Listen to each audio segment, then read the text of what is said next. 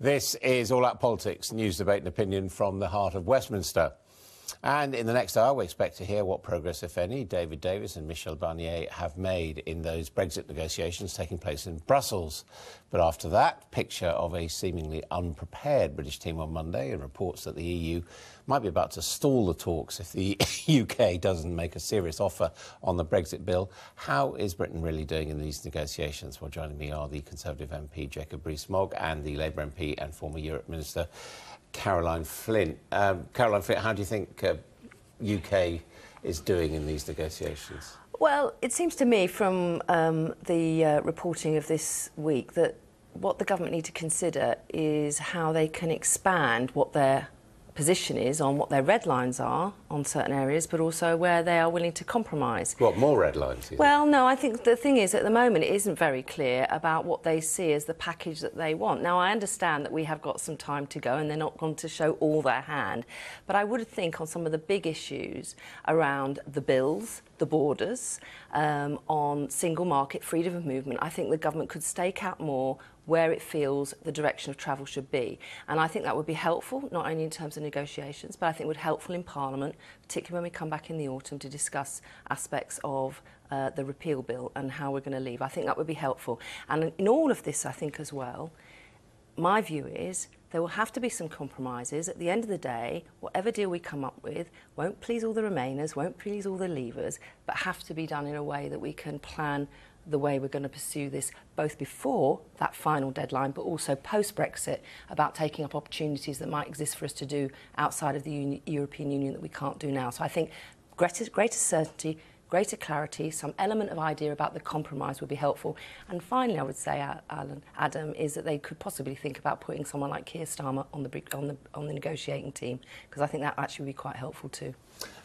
Jacob Rees-Mogg, we're very clear where you stand on the issue of Brexit. Do you think we are clear enough on where the government stands? I think so, but you can't lay out all your cards early in a negotiation. I very much agree with Caroline's analysis. I think a lot of it's absolutely right. I accept that there will be compromises. There will be bits at the end of it that I think are not what I wanted. There will be bits that people who voted Remain don't like at all because we're leaving the European Union. But what you need to do within a negotiation is keep your cards close to your chest. And what I've been hearing is that things this week have gone very well, that they're close to agreement on Northern Ireland. They're not a million miles away from agreement on citizens' rights. The big and difficult issue is money. But what I've also heard, which is really encouraging, is that the European side is both surprised and impressed by the efficacy of the British civil service, which is really reassuring that our civil servants are apparently impressing the EU side for their diligence and capability. And that's very encouraging. I mean, that is a change, isn't it? Because, of course, the previous UK representative resigned because he didn't really feel he was being included by the last government's team. Vanitas, vanitatum et omnia vanitas, I think is all I can say to him. But I think there is now, from what I hear, a really good team in place, and that they're doing a good job and they're on top of the detail. And in fact, they're asking the EU counterparts questions that the EU counterparts haven't thought about. And that puts us in a good position for the negotiation. So what I've been hearing, and we'll know more later on, so what I'm hearing is only gossip at this stage, is that our team's had a really good week. But, you know, from their point of view, European Union's point of view, there is obviously balancing the books and being concerned about the budget. Is that an area where you think we've now got to say, look, we did enter into obligations, so it might be a more painful amount of money rather than telling them to go whistle, as Boris Johnson did? No, I think Boris Johnson is legally correct. And there's a very good report by the House of Lords European Scrutiny Committee, which set out that if we leave without a deal, under EU, international and UK law, we owe no money. And that's a very good starting point. So for these without a deal, is it? Without a deal, that's right. So then you're saying, what is it in our interest to pay to get certain other elements that we want? But their starting negotiation position from the EU point of view is they have no legal basis for demanding these payments. No, but they're saying that is the gateway to getting a deal, and you want a deal, don't you? Or would you like no deal? They're saying a moral obligation. But a moral obligation ranks for less than a legal obligation. No, but they're also saying that's how we can part as friends. I mean, what's your personal view? I mean, we have entered into obligations, haven't we? the obligations cease on the day we leave the European Union. That's completely clear. Even for programmes which are continuing to run? If we want to maintain part of specific programmes, that's clearly different. The Erasmus programme, the Horizon 2020 programme, I have no difficulty with us continuing to contribute to those. There is then a negotiation on what Brexit looks like, and if money oils the wheels, we have it, they want it, but we should make sure we get a great deal in return for that. What do you think about this divorce bill, as it's called? Well, I mean, you know, that's always the important thing often at the end of marriages to sort out, and often the most difficult part to sort out as well. But there will be trade-offs. I think that's the thing as well. And I do think in all of this, you know, the public, on one level, I think, Adam, the public are probably completely switched off from some of this, to be honest. But on the other level, I think the public also want to know what they should prepare for as well. And this will become more important as each week, month passes by and we get closer to that deadline, because although we've got the cut-off point in 2019, in March, the truth is by Christmas next year, we really need to have it sort of sealed. And the public do need to be prepared for what compromises might be taking place. And the bill, whatever that may be, is part of that, and the explanation for part of it. And there is a tone to all this.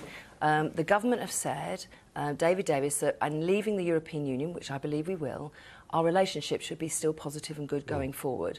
And in that respect, the language and how we pursue this and how we prepare for it. So it's not all rushed to the end. I think is an important part of that sort of relationship going forward, and the public's acceptance of whatever the deal might be. Now, on that point, you were a strong supporter of Remain. This week we've had Tony Blair, Michael Heseltine, some others saying, yes, it's possible this all could be reversed. You've decided you don't think that's a helpful approach? No, I don't think it's a helpful approach, because there was a referendum. All the arguments that Tony and others were making in the last week about reform to freedom of movement, that could have been made before, when Tony was Prime Minister, when Gordon was Prime Minister, when we were in opposition.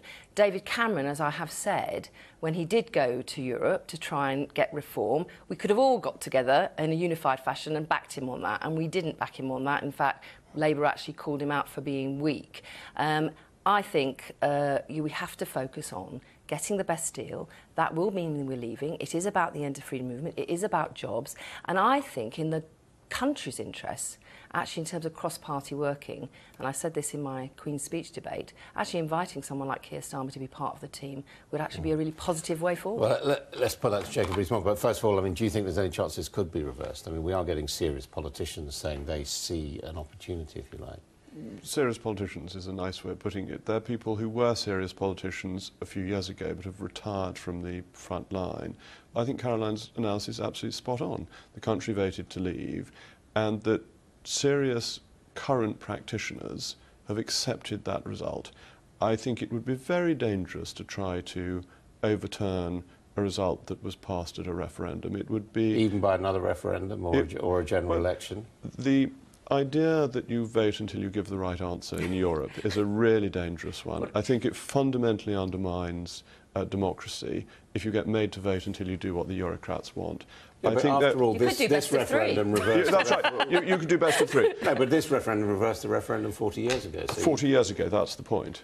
Yeah, absolutely. Have a referendum in 40 years if you want to rejoin. That's fine. And we'll be coming along here, rather elderly figures, to discuss it, which I look forward to. But we won't have been able to it's all right, the retirement age. Exactly. That's right. I see the retirement age is going up. It's been announced again. I just missed this particular cut-off, but never mind. Should other people be involved was the question. It's very hard to do in our political system. It's an attractive idea theoretically, but we have such an adversarial system that it's quite hard to have Sir Keir Starmer in the negotiations, and then you have Dexu questions in the Commons 3 days later, and he's got to go hammer and tongs at David Davis on something that he's been on the inside of. And I'm not unattracted to the idea, but I think the practicalities are quite hard to overcome. How would you get around it? I just think this is one of the most important decisions the country's made for, 40 years, as we just said, and it's going to have a long-term effect for probably another 40, 50 years.